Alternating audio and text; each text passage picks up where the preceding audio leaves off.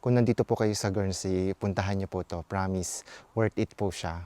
Hi guys! For today, pupunta ako sa isa sa pinakamaliit na chapel sa buong mundo. Ang tawag doon ay Little Chapel at dito siya matatagpuan sa Guernsey. Pero bago pumunta doon, naisip ko daanan muna tong Mansanas na nung last time na nag-vlog ako, di ba pinakita ko may apple na malapit dito and ito siya. Kala ko may hinog na siya. Ilang araw ba to bago mahinog? Ang tagal. Ayan, medyo namumula-mula na yung iba. Ayan, kita ba? Ayan. Tapos meron din dito, oh, ang baba niya. Oh, ayan, oh.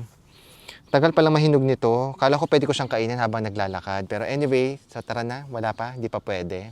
Eto guys, naglalakad kami. Kasama ko pala si Mau. Okay ka naman. Ayan. 1 hour yung lakad namin from bahay namin papunta dun sa chapel. So ito, naglalakad kami. At meron ako nadaanan dito. Tingnan nyo guys.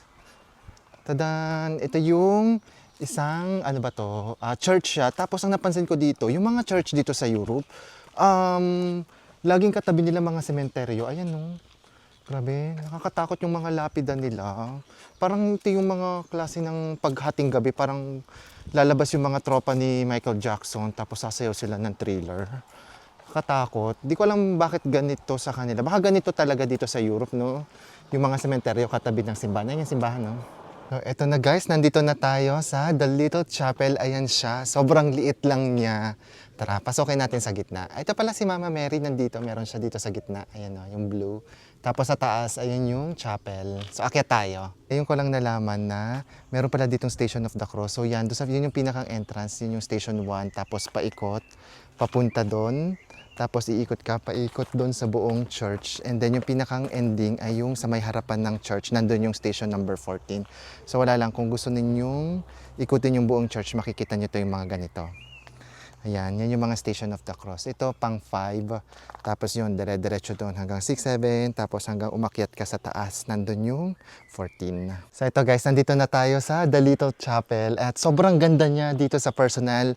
Tapos kung makikita ninyo, puro mga bato-bato at saka mga broken glasses at saka mga shells yung design niya. Di ba nakakatuwa mga porcelain o mga basag-basag na porcelain? Ang sabi dito, nabasa ko, ito daw ay gawa ni Father Deoda, teka tanggalin ko.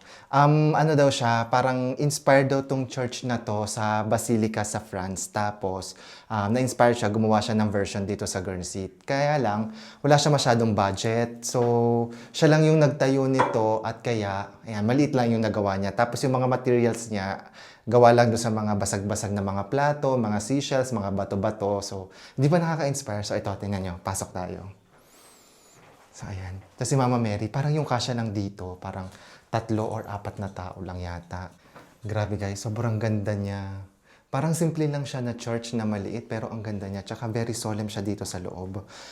Kanina may tao dito nagdadasal, so ako magpe-pray din ako muna dito. So guys, wait lang, pray lang muna ako. Tapos guys, ito palang church na to is Catholic. Kaya pag nandito kayo sa Guernsey, huwag niyong kakalimutang pumunta dito kasi maganda talaga siya. Lalo na kapag devoted kayo. Wala lang, nakakatuwa lang na yung isa sa pinakamaliit na church sa buong mundo. Hindi siya yung pinakamaliit pero isa lang siya sa mga maliliit na churches or chapel sa buong mundo. So ito, meron pa siyang way dito pababa. Oh. Ayan. So, paba tayo. Hindi ko alam to actually.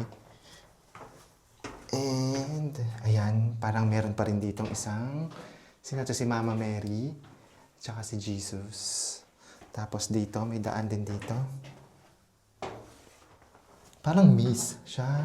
So, ayan. Dito ulit si Mama Mary. Tapos yan, meron dito.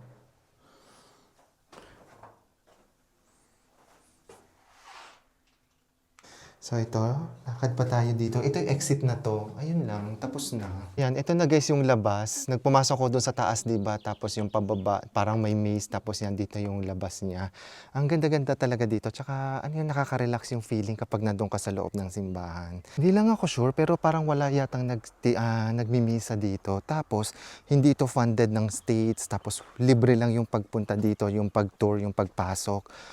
Ayun. Pero pwede kang mag-donate.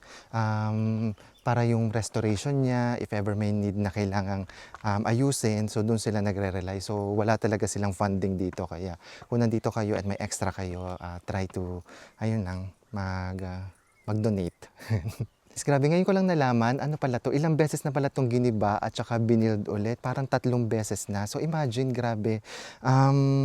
Feeling ko 'yun yung nagpapa-special dito, hindi lang siya parang bahay ng Panginoon natin, pero, isa rin siyang sumisimbolo sa dedication, sa faith at saka sa creativity ng isang tao na may pananalig sa Diyos, 'di ba? Ayan, oh, ang ganda niya. Kahit maliit, pero ang ganda.